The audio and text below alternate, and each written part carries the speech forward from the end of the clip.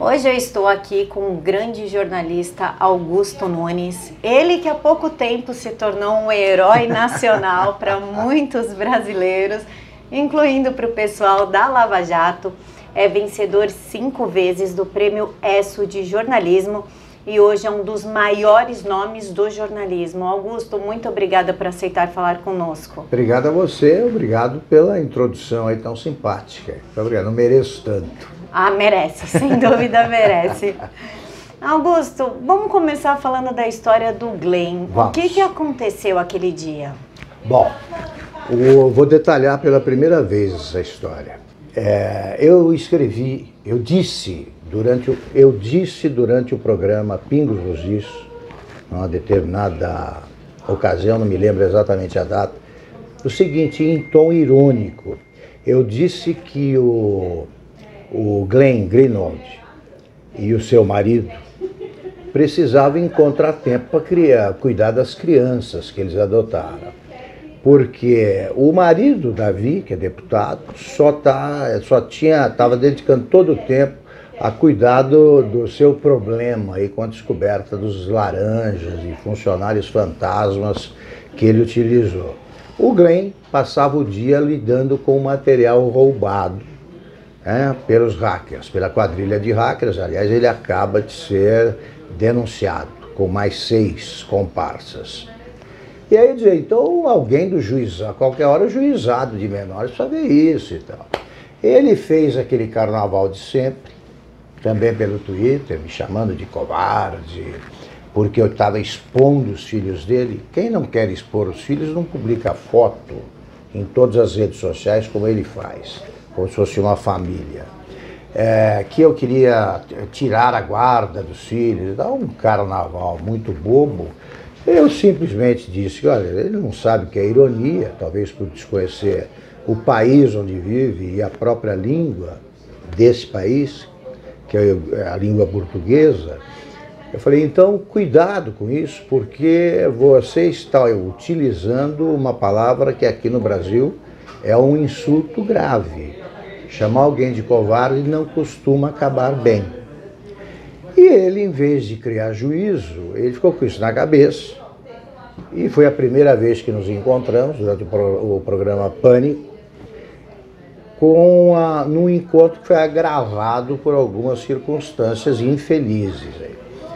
Eu fui convidado na véspera, pelo Pânico, para participar do aniversário do programa. Não sabia quais seriam os entrevistados. Soube na manhã da entrevista, pouco antes de começar o programa, porque eu vi uma peça publicitária dizia: não perca o duelo entre Augusto Nunes e Glenn Greenwald. Aí que eu fui saber que era ele. Ele não sabia que eu estaria presente. Sempre que convido alguém para um programa, eu aviso, vai estar fulano. Ele se valeu disso para, no começo do programa, como testemunharam aí os milhões que já viram o vídeo, ele aproveitou o começo do programa para discursar de maneira atrevida. E quando eu dei uma resposta que era a mesma que eu já tinha dado, assim, não quis desfazer a família, se é que é uma família bem formada, não quis desfazer nem nada. E cuidado com essa palavra covarde. Ele já tinha usado, voltou a usar. Eu esperei que ele, por 5 vezes ele me chamou de covarde e eu o adverti, não diga isso. Não diga isso. Na quinta, eu reagi como reage todo homem que preza o sentimento da honra. Dei-lhe um tapa na cara. Tentei primeiro atingir com um soco. Não estou em grande forma, evidentemente. Preciso praticar mais. Então eu não o atingi. Imediatamente ficamos de pé. Vi que ele estava exposto ali naquela confusão e tive o prazer de dar uma resposta muito mais clara e incisiva do que qualquer resposta verbal. Quem agride moralmente uma pessoa séria se arrisca a levar um tapa exemplar. Ele não pode se queixar de ter sido espancado, ferido, nada. O que vale é o simbolismo do gesto. Tapa na cara, eu não conheço nada mais desmoralizante que isso, e era exatamente isso que eu pretendia fazer. Então o simbolismo do gesto aí equivaleu. Tá? Eu não pretendia nocautear ninguém, não pretendia surrar ninguém, eu pretendia mostrar que não se age assim diante de um homem normal. Não estou dizendo que ele não é, não. Tá? Tanto que ele quis brigar e tal. De um homem que é educado, obedecendo a valores que são imortais. Um deles é o sentimento da honra. Eu sou um paulista do interior. Na minha cidade eu nunca vi uma troca de agressões verbais aí, que usasse a palavra covarde, que não terminasse em troca, em agressão física. Nunca vi. Então ele não sabia que terminaria mal, eu sabia que terminaria bem para mim. Porque no primeiro covarde eu já me preparei para isso aí. Eu também acho que o programa errou quando me colocou lado a lado. Errou para o programa, para mim tudo bem. Colocou lado a lado, eu estava ali, também por isso eu não tinha nem espaço para começar a brigar. Mas quando ficamos de pé, e se deu a oportunidade, eu não poderia perdê-la. O que fazem agora os devotos do Glenn? Eles me chamam de covarde. À distância pode, mas a menos de 1 metro de distância se arrisca até a mesma resposta. O Glenn, como todo mundo viu, ficou bem mais comportado. Ele era um atrevido nas entrevistas. Agora imaginem se eu vou para os Estados Unidos, país dele, faço o que ele tentou fazer com a Lava Jato, não conseguiu nada, porque o material que ele recebeu como receptador de mensagens roubadas dos hackers, do mínimo, ele cometeu esse crime. Agora se sabe também que ele orientou a ação dos delinquentes. Imagine se eu vou para os Estados Unidos, começo a fazer uma confusão para prejudicar os condutores da mais bem-sucedida operação anticorrupção do mundo, da história, e aí começo a dar entrevistas em que eu agrido toda a imprensa séria, beneficio ou procuro beneficiar um partido como o PT, que é um partido que virou bando, é uma quadrilha, como ficou provado pela Lava Jato. Ele agride, ele chama de corrupto o homem mais popular do Brasil, que é o Sérgio Moro, e ele acha que isso eu ficaria impune se eu fizesse isso nos Estados Unidos, eu nem começaria. Como ele tem comparsas aqui na imprensa, tanto que publicaram notas me censurando, e isso só melhora o meu currículo, os sindicatos de jornalistas, Federação de Jornalistas e até uma tal a Associação Brasileira de Jornalistas Investigativos, que primeiro é uma redundância, jornalista pura. Eu aprendi isso há muitos anos. Então, jornalista investigativo, até para fazer uma matéria sobre um assunto sobre gastronomia, você tem de apurar, investigar, vai ao restaurante, ver se o prato é bom, se o serviço é bom, isso é investigação. Mas eles são especiais. Investigativos. O que é que eles investigaram até agora? Por que eles não ajudam a decifrar, a desvendar a roubalheira dos filhos do Lula, que ainda está por ser inteiramente conhecida? E será. E digo isso também porque eu acabei de conversar com o Marco Vitali, pela segunda vez, autor do livro Sócio do Filho. Tem muita coisa para apurar. Em vez de se dedicar a isso, a tal Abrage se solidariza com o Glenn. Nasceram uns para os outros. Augusto, deu para explicar? Deu, perfeito. Falando no Glenn e na denúncia... sim, coisa que ainda também não contei. Quando houve a confusão, interromperam o programa. Daí, a uns 10 minutos, eu estava na sala ao lado, e vieram os produtores do programa e disseram: olha, melhor você não continuar. Eu fui tratado como perigoso. Melhor não continuar, tudo bem continuar com ele? Eu falei, olha aqui, tudo bem, desde que ele não cite meu nome. Se ele citar meu nome outra vez, eu entro no estúdio e repito o que fiz. E aí é por isso que quando ele começou a mencionar meu nome, ele foi logo interrompido pela produtora, a Paulinha, e pelo apresentador, o Emílio. E aí ele me esqueceu, pro bem dele, hein? Pro bem dele. Eu não estou fazendo nenhuma ameaça, não. Eu só estou dizendo que eu reagirei como reagi, porque é assim que age uma pessoa normal. Falando ainda no Glenn, ele foi denunciado agora pelo Ministério Público Federal. A denúncia tem 95 páginas. É muito concreto que eles têm contra ele. Só que ele está alegando censura. Isso seria uma censura? Nada a ver. Ele está sendo... algum material deixou de ser publicado? Nenhum foi censurado. Eles publicaram o que quiseram. E é um caso pífio. Ele foi denunciado por organização criminosa e invasão como é que é? Interceptação telefônica. Se ele orienta quem está interceptando, Camila, você está participando de um roubo. O roubo estava em andamento e essa descoberta, as investigações desmontaram o álibi mambembe que ele apresentou, segundo o qual ele recebeu esse material de hackers que de repente se tornaram patriotas, queriam ajudar o Brasil e deram para ele com tudo pronto. Não, estava em andamento a captura de informações que, repito, não tem nada demais, mas foram roubadas, o que caracteriza invasão de privacidade, violação de correspondência. Ele ajudou a fazer isso com o crime em andamento, quando qualquer pessoa normal diria, ó, parem com isso. Porque quando a lei é violada, está sendo violada e eu fico sabendo, eu procuro interromper, impedir a consumação do crime. Ele fez o contrário. E por que o senhor acha que tem uma parte da mídia, uma boa parte da mídia, junto com Gilmar Mendes e o partido Rede, tentando proteger ele de todas as formas, estão colocando ele numa redoma? Porque eles estão apavorados com os avanços da Lava Jato desde sempre, e a Lava Jato estava chegando, isso começou quando a Lava Jato se aproximou do Judiciário e do Congresso.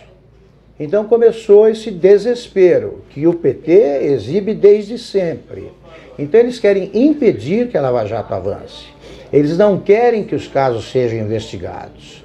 Então eles só podem apoiar quem tenta desmoralizar a Lava Jato sem consegui-lo. É por isso. E também porque ele é um homem de esquerda. E a esquerda infesta as redações desde sempre. Hoje, como não há chefia nas redações, eles nadam de braçada. E aí eles transformam em herói nacional um bandido americano que é advogado de uma holding de empresas que incluía uma empresa que produzia filmes pornográficos. Ele se disfarça de jornalista e é protegido pelos jornalistas brasileiros, vários dos quais eu chefiei sem cometer um único atentado à ética. Eu desafio os mais de 1.200 jornalistas que trabalharam comigo, eu como diretor de redação, a apresentar qualquer atentado à ética que eu tenha praticado, alguma pauta que eu impus a eles, alguma matéria que eu deixei de publicar porque para atender a interesses que não os jornalísticos. É só aparecer, nunca aparece. Eles vêm com acusações do tipo, recebe dinheiro do PSDB, deve ter em alguma conta, é uma boa quantia, nunca chegou a mim. É extrema-direita, bolsonarista e tal. E essas são adjetivações usadas por quem não tem argumento para apresentar em resposta às denúncias que eu faço há muito tempo. Falando em governo, nós tivemos um episódio fatídico semana passada do Alvim, do Roberto Alvim, com aquela cena ridícula, afrontosa sobre o nazismo. Como é que o senhor analisa aquilo? Foi culpa dele? Foi assessoria? Olha, se ele fez deliberadamente, ele não tem a menor condição de ser ministro da Cultura. Quem defende o nazismo, quem é nostálgico do nazismo, como o discurso mostrou, né, a partir da premissa de que ele sabia do que estava tratando e sabia que estava adaptando, tá? Praticamente reproduzindo o discurso do Goebbels, que é uma figura tão sórdida quanto o Hitler. Ele não se limitou a afrontar os 6 milhões de judeus mortos. Ele afrontou os milhões também de poloneses mortos, de russos mortos, de brasileiros que morreram combatendo a Alemanha nazista. Ele afrontou Israel, ele afrontou meio mundo, por quê? Para tentar agradar equivocadamente ao presidente Bolsonaro. Se o presidente Bolsonaro quer, que é uma ideia discutível, porque pode criar problemas diplomáticos, mas se ele deve saber que o Bolsonaro pretende transferir a Assembleia de Tel Aviv, a Embaixada Brasileira de Tel Aviv para Jerusalém, ele deve saber que o Bolsonaro prefere estar do lado de Israel, não dos palestinos. Ali. Agora, ao lado do Stalin, o Hitler foi o maior assassino da história. Como é que você vai inspirar um discurso num inspirador do Hitler, que foi o Goebbels? Isso resolve a questão, responde a pergunta se ela se basear na premissa de que ele sabia o que estava fazendo. Se ele não sabia, ele tinha que ser demitido ontem, né? Jamais, ou nem nomeado, por ignorância. Porque esse discurso do Goebbels é famoso. Qualquer pessoa que estuda, que conhece a história da Alemanha nazista, conhece a Noite dos Cristais, o gueto de Varsóvia, a ordem dissimulada do Hitler para que o Holocausto começasse, etc, etc. Agora, ele sabia, porque ninguém que não soubesse colocaria como fundo musical aquela ópera do Wagner. Augusto, partindo do... Isso é lamentável. Agora, parte boa. Eu conheço muito bem a Regina Duarte. Torço para que o noivado acabe em casamento. Aliás, ela é tão inteligente que ela já usou a linguagem que o Bolsonaro gosta de usar. Então já deixou claro. Por que ela fez isso? Ela quer saber que chão está pisando. Ela não pode, ela não merece, ela é uma mulher inteligente, íntegra, culta, está preparada para exercer o cargo, ela vai pacificar essa área e vai manter os princípios defendidos pelo governo e pelo povo brasileiro. Ela pensa assim. Agora, ela quer saber com que verba ela vai lidar, em que mundo ela vai transitar, o que é que o Ministério, a Secretaria Especial abrange. E ela quer, sobretudo, linha direta com o presidente da República, que é uma forma de assegurar que as ideias combinadas serão cumpridas. Ela é esperta, não pode negar isso. Augusto, partindo do governo Sarney, Collor, Fernando Henrique, 2 Lulas, 1,5 Dilma, Temer e Bolsonaro, de todos esses governos, qual que foi ou está sendo mais efetivo? Olha, eu falo um negócio que é mal compreendido, mas eu me arrisco a repetir porque é a minha crença. Eu acompanhei tudo de perto, né? Algumas vantagens a idade dá, por exemplo, conhecer todos esses. Sarney não tem preparo. Aliás, antes de falar de todos eles, eu digo que a história registra que os presidentes da República são muito mais parecidos com os malucos, com a linha dos malucos, do que com os sensatos. Para cada presidente que agiu com sensatez, você tem uns 3 malucos ali em sequência, né? Maluco mesmo, né? De fazer loucuras aí no cargo, como por exemplo Jânio, brigar com o Congresso, renunciar achando que vai ser devolvido ao poder pelo povo, que não existe em Brasília, não aparece, é uma cidade sem povo. Então, feita essa ressalva, eu digo o seguinte: Sarney não tinha preparo nenhum. O Brasil perdeu, né, a chance histórica de ter como presidente o Tancredo Neves. O Tancredo Neves teria sido um grande presidente, porque era um estadista com quem eu tive a honra de conviver por muitos anos. Depois, Collor.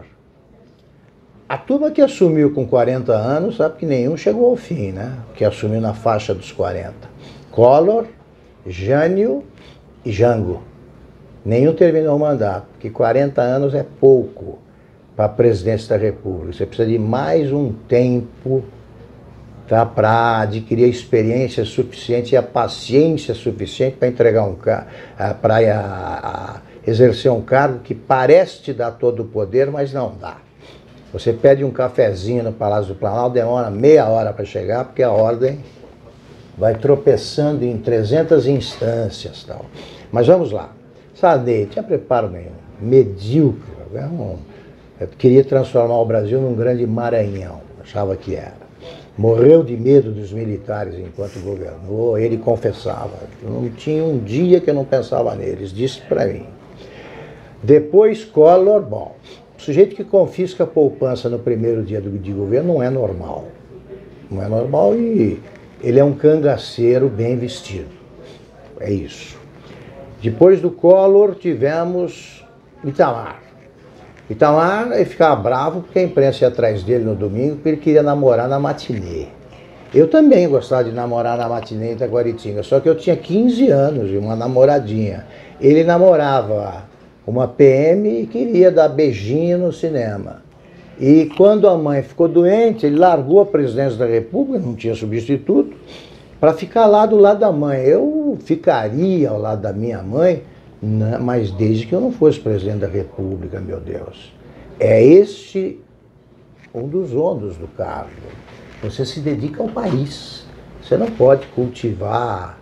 Você tem que abrir mão do convívio familiar intenso, abrir mão dos seus pequenos prazeres, que são grandes para quem gosta. Isso aí é o Itamar. Que, por ser maluco, convocou para o Ministério da Fazenda um homem que não entendia nada de economia, que era o Fernando Henrique Cardoso, mas que foi um ponto fora da curva, porque ele é injustiçado hoje, mas a história haverá de reconhecer. Ele fez um grande governo. Ele fez um grande governo porque ele começou a privatização, implantou a lei de responsabilidade fiscal e deu ao Brasil o que, se não existe, não há nação, há um país, que foi uma moeda. O real me impressiona ainda hoje porque a moeda de R$1 ninguém joga fora. E lá já se vão quase 30 anos de implantação. Então isso mostra que, embora haja o índice de inflação, a inflação tenha avançado, não avançou suficientemente para que essa moeda, para que seja feita com essa moeda que fazíamos com os centavos da moeda anterior. Jogava fora, não servia para nada. Quem faz isso merece respeito. Ele é acusado de ter eleito, né, de ter conseguido eleger o Lula. Não é verdade. Ele, como é um homem elegante, para o meu gosto, elegante demais, com quem o trata com ferocidade, como o Lula tratou, Dilma tratou, por elegância ele cumprimentou o Lula, recebeu, passou o cargo, mas é mentira que ele ajudou. Ele não participou da campanha, é uma informação histórica, porque eu testemunhei esse fato, porque o José Serra, que era o candidato PSDB, não quis. O Serra não gostava do Plano Real, não sei porquê. Então ele achou que trazer o Fernando Henrique para a campanha, o Fernando Henrique não estava num bom momento em termos de popularidade, trazê-lo para a campanha seria perder votos. E ele não deixou o Fernando Henrique participar. O Fernando Henrique disse a mim, olha, você é só me telefonar que eu vou gravar. Não me chamam. Agora, ele não é um esquerdista, ele é um mau ex-presidente. Agora ele tem dado palpites com os quais, tem defendido ideias com as quais eu não concordo. Ele tem aquela simpatia que todo ex-esquerdista tem pela esquerda, não sei o que acontece na cabeça dele. Eles saem da esquerda, mas a esquerda não sai deles.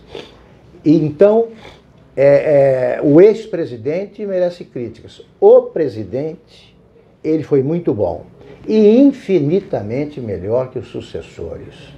O Lula fez o que faz um analfabeto funcional que se torna ladrão. Roubou e piorou o país.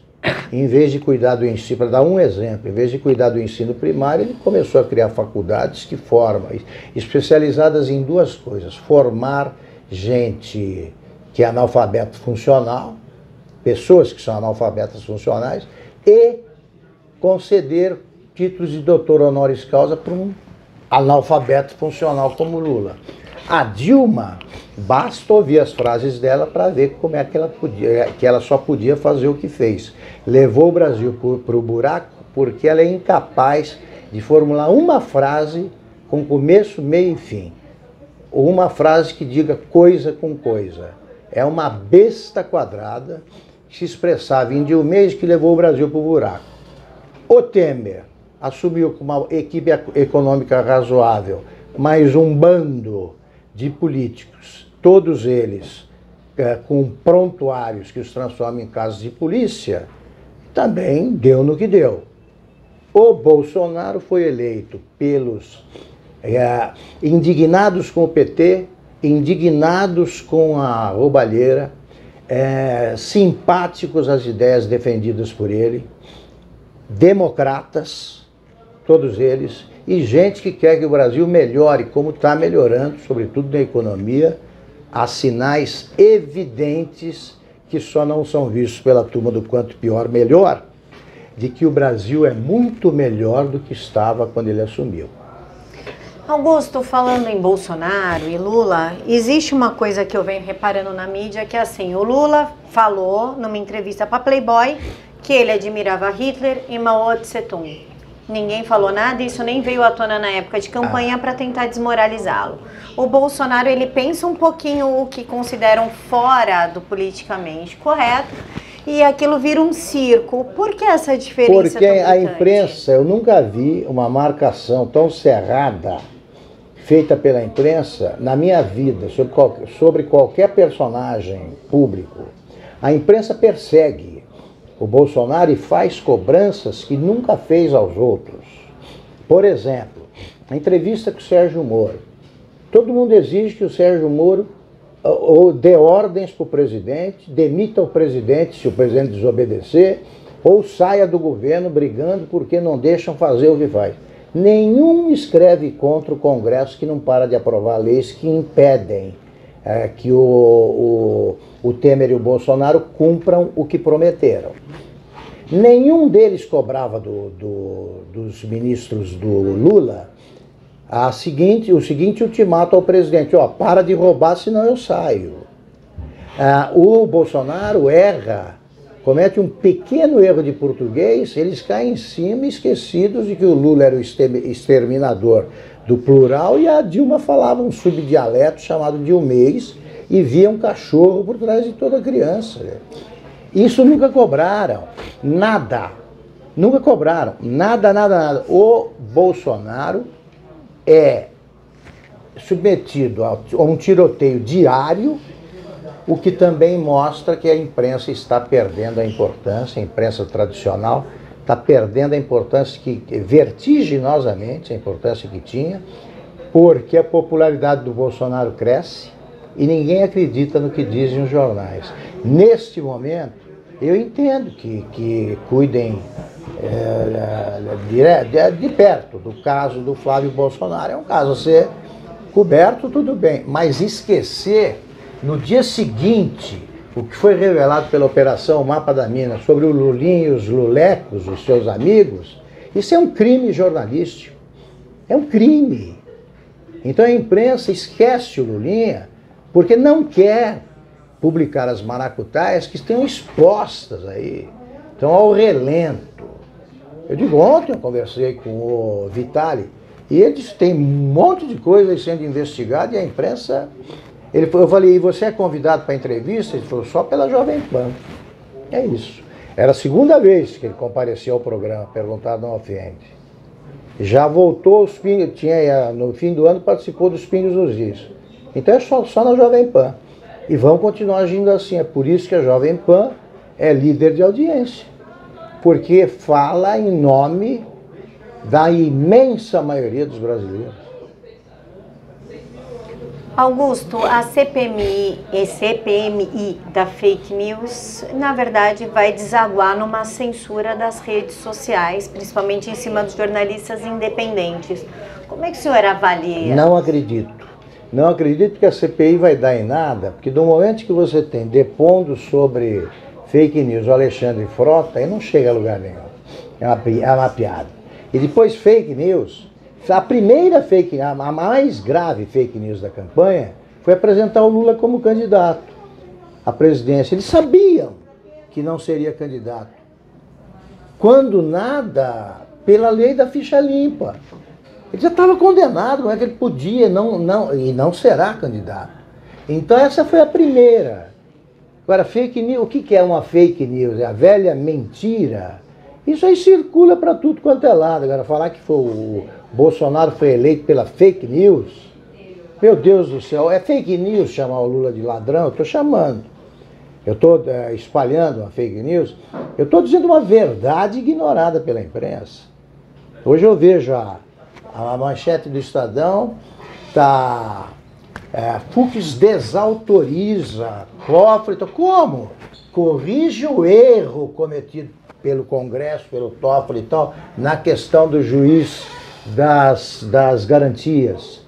Eu conheço muito bem o que é um juiz do interior. Não há a menor hipótese de implantar essa inovação, que é uma esperteza destinada a aumentar, a ampliar a lentidão, né? A tornar ainda mais aguda a lentidão da justiça na primeira instância e livrar da cadeia os bandidos que aprovaram essa ideia, que eles nem sabem o que é, só sabem que atrasa a justiça e que aumenta a distância entre eles e a cadeia. Eles aprovaram porque eles não têm currículo, eles têm prontuários. Augusto, o Sérgio Moro participou do Roda Viva e a Vera Magalhães está acusando o Bolsonaro, de ter ficado insatisfeito com essa entrevista e, portanto, fatiar o ministério como uma punição ao Sérgio Moro. Como é que o senhor analisa isso? Em primeiro lugar, eu acho que ele foi muito bem na entrevista. Apesar da agressividade dos jornalistas ou qual é a palavra exata aí? A falta de concisão, né, da verborragia dos jornalistas que hoje acham que são mais importantes que o entrevistado. Quem assiste a uma entrevista quer saber como é e o que pensa o entrevistado, não os jornalistas. Apesar disso, ele foi muito bem, ele expôs as ideias. O que eles querem? Que ele censure o Bolsonaro, como eu já disse agora há pouco, ele demita o Bolsonaro? Não, ele está, apesar da hostilidade do Congresso, apesar das dificuldades que surgem no caminho dele, ele está brilhando no combate ao crime organizado, sobretudo, que é um dos tumores que o Brasil teria de enfrentar um dia, e começou, finalmente. Todos os índices da criminalidade têm caído. Por isso eu acho uma ideia extremamente infeliz, perigosa, essa da divisão do Ministério, da recriação do Ministério. Não há, se o Bolsonaro está fazendo isso por causa do Roda Viva, eu acho que ele erra. Se ele assistir ao programa outra vez, prestar atenção, não tem motivo nenhum. Mas essa ideia já tem algumas semanas. Aquele deputado Alberto Fraga, ex-deputado, ele quer ser ministro e vive pedindo. Isso aí tem uma certa intimidade com o Bolsonaro. Eu estava vindo aqui para conversar com você, estava na televisão uma frase, que é a frase dita pelo Moro, ou a nota que ele soltou quando aceitou o cargo. Fui convidado pelo presidente Jair Bolsonaro para assumir o Ministério da Justiça e da Segurança Pública. E ele diz lá que ele estava especialmente animado porque ele queria agir no campo da segurança pública. Eu digo, espero que essa frase não se concretize, porque espero que não se concretize antes dela o fatiamento. Se houver o fatiamento, o Moro deixa o governo. Para quê? Como é que se vai perder um ministro desses? Que tem um comportamento irretocável. O presidente da República é o chefe de todos, não pode ter ciúme de subordinado. E o Moro é disciplinado, ele não pode perder. E aí vem uma reação em cadeia. se sai o Moro, você deixa mais preocupado o Paulo Guedes. Tá? Então, o presidente Bolsonaro vai ver essa entrevista. Eu peço, como um homem que ele sabe ser interessado no desenvolvimento do Brasil, no sucesso do governo dele, eu apelaria para que nem pensasse nisso. Não é inteligente essa ideia. Augusto, nós vemos jornalismo militante de ambos os lados, sejamos sinceros.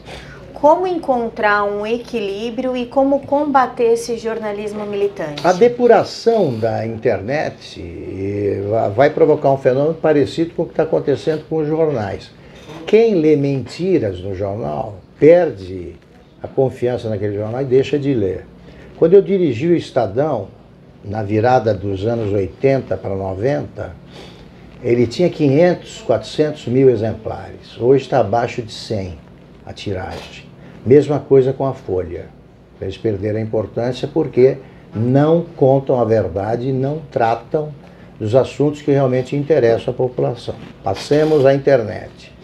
Vão desaparecer os blogs, sites, os espaços todos, vão progressivamente sumindo, que mentem, que divulgam exageros, que se precipitam. Eu prefiro perder o furo a cometer uma barriga, dar uma notícia que não é verdadeira. Não tem problema, não faço questão de furo nenhum.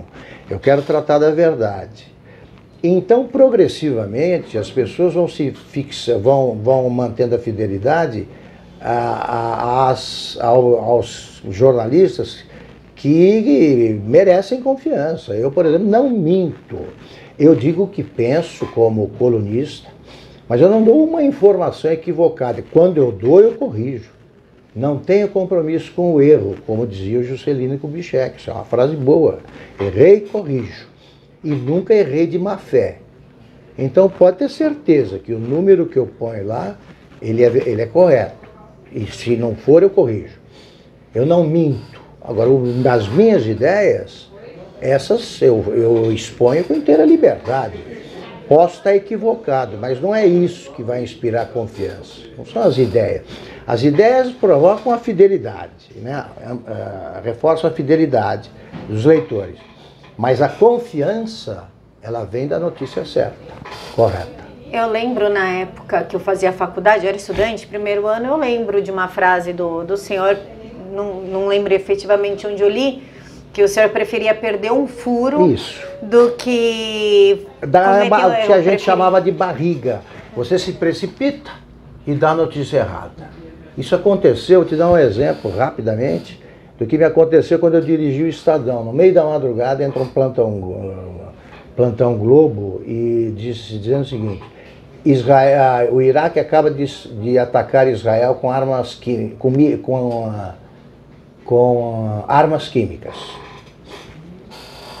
Aí eu mandei parar a impressão, que parem as máquinas, que todo jornalista sonha falar, né? Esperei meia hora, veio o plantão da Globo, era falsa a notícia. A Folha mudou a manchete e continuou imprimindo. Como nós estávamos numa guerra saudável, competição, né? Os dois jornais, eu no dia seguinte falei, olha, a pauta de hoje principal é: me encontrem um exemplar da Folha que tenha dado essa manchete. Você vai distribuindo, os caminhões saem e levaram esses exemplares. Eles imprimiram 60 mil. Eu consegui reproduzir no dia seguinte, no Estadão, a primeira página, era Iraque ataca Israel com armas químicas. E pus como título do texto que eu escrevi: Folha ataca Israel com armas químicas. Pronto, liquidou a questão. Então, eu poderia ter levado um furo. Não tem problema, mas eu não cometi a barriga. Eu não fiz a bobagem. É isso que vai acabar acontecendo também na internet. Só vai resistir o jornalismo independente, que fala a verdade, e o jornalismo ético. O que é ético? É o que publica o fato. É isso. Augusto, eu acompanho o Pingo nos Is, eu e milhões de pessoas, E nós temos percebido que você é uma voz equilibrada, mas de acordo com o que a população pensa, enquanto Felipe está numa dissonância. Existe alguma rincha quanto a isso? Tem algum clima? Não, cada um é livre para dizer o que quer, né?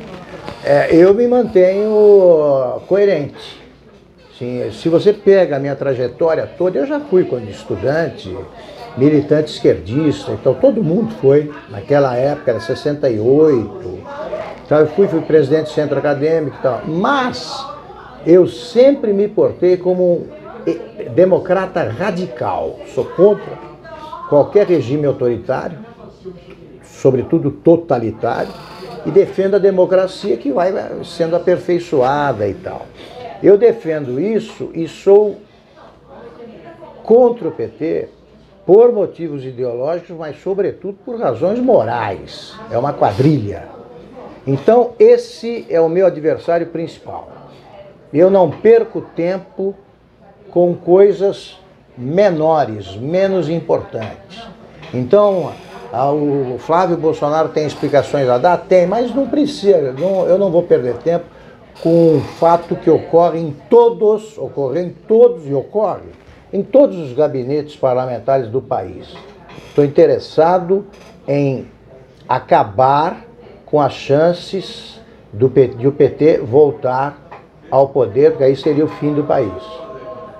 Eu gosto da essência das ideias que regem o governo federal, do Bolsonaro. Deixo de lado as explosões do Bolsonaro, tal, porque são sempre, eu digo isso a ele, são sempre sobre assuntos menos relevantes. Está indo muito bem na economia, está fazendo o que deve ser feito na área de segurança pública, está defendendo valores que o PT quer sepultar. E me vem o PT falar em liberdade de imprensa depois de ter defendido Cuba a vida inteira e Venezuela. Vem me falar em democracia quando financiou ditaduras africanas. Esses são os meus temas. É isso que dá a impressão, a ênfase no tema, é que dá a impressão de que há uma colisão de ideias no programa. Não é colisão. Eu atribuo esse descompasso ao peso que cada um dá a determinado assunto. Augusto, nós estamos vendo alguns parlamentares, inclusive a Thalíria Peroni, defendendo o Lenin nas redes, e nós sabemos que o Lenin, através dos mencheviques, matou diversas pessoas, sim, e ela alega que ele não matou. Como é que o senhor vê essa defesa do comunismo? Quem ainda defende o comunismo deve ser exposto à visitação pública na Europa, em países desenvolvidos, como você faz com bichos no zoológico. Aí você chega lá aqui, venha visitar. Por $2 você vê um comunista brasileiro e deixa ele falar. O Manifesto Comunista, o proletariado, camponeses, vê como ele fala uma língua que acabou no resto do mundo no século XIX.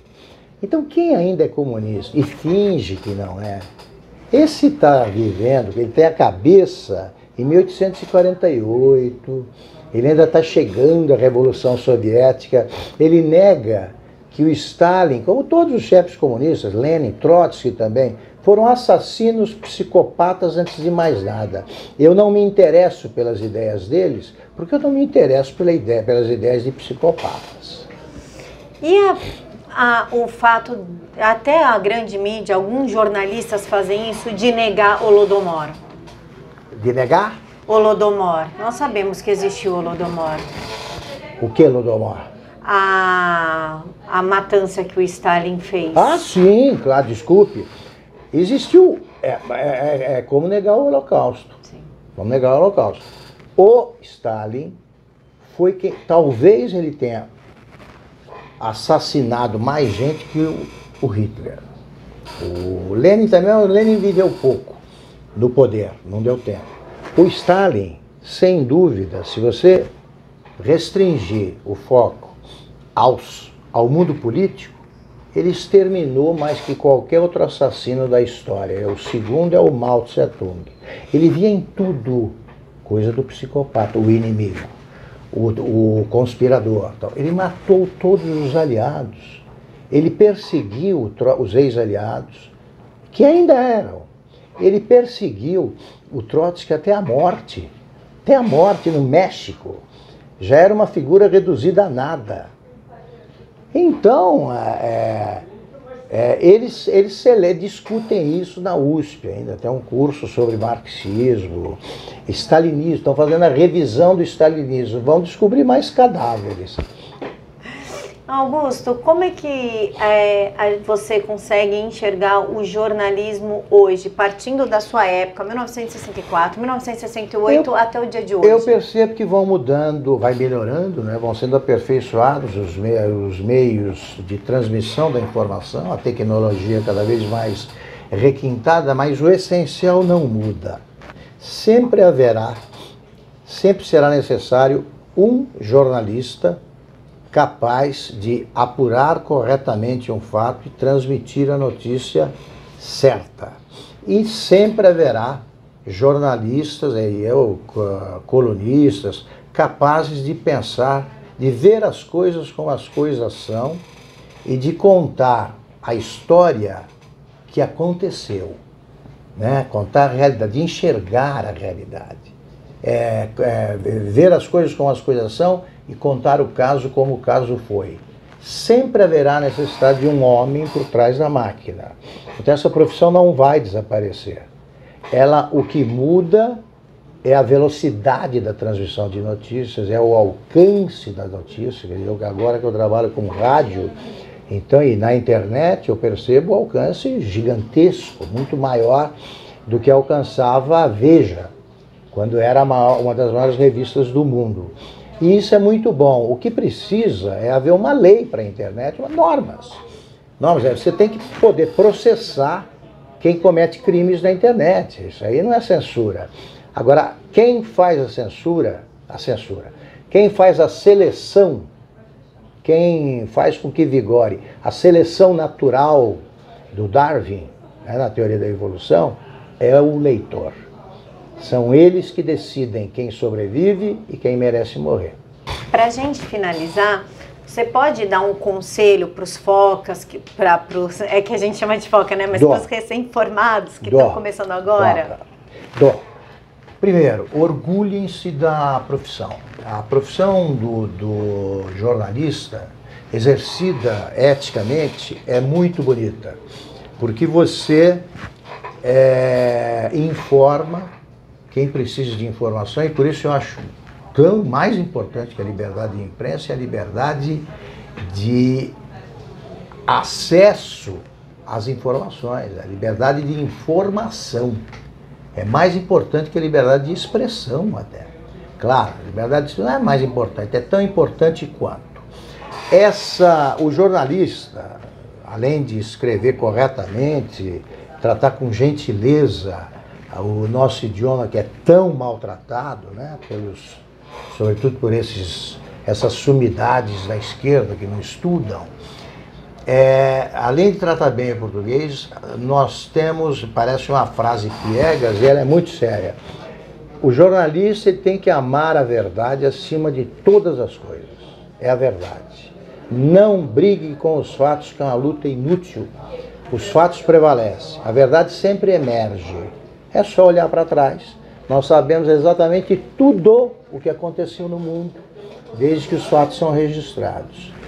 E mais, a outra característica que o jornalista precisa ter, e não abra mão disso, seja qual for a idade que a gente tenha.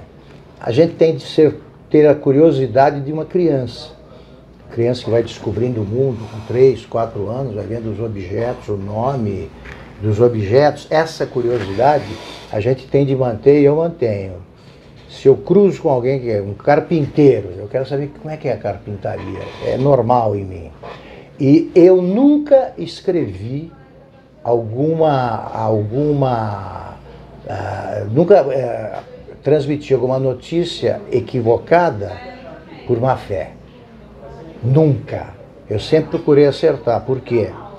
Porque eu acho que caráter é uma coisa muito séria, o caráter é critério, e eu só contratei gente que tivesse, pelo menos até onde eu podia ler a alma da pessoa, que tivesse caráter né, e integridade para entender que jornalista é escravo mesmo da verdade. A versão dura por algum tempo, mas nunca prevalece.